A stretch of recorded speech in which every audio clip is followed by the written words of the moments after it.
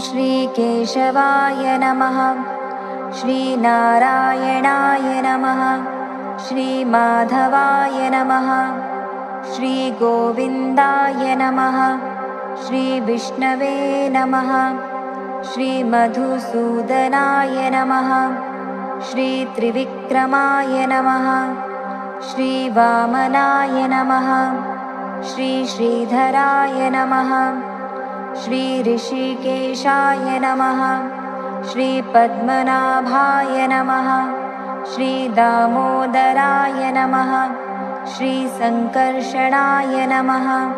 श्रीवासुदेवाय नमः। श्रीप्रद्युम्नाय नमः। श्री अनिरुद्धाय नमः। श्रीपुरुषोत्तमाय नमः। श्री अधोक्षजाय नमः। श्रीनरसिंहाय नमः। श्री अच्युताय नमः। श्रीजनार्दनाय नमः। श्री उपेन्द्राय नमः। श्रीहरये नमः। श्रीकृष्णाय नमः। इति श्रीकृष्णचतुर्विंशतिनामावलिः सम्पूर्णः।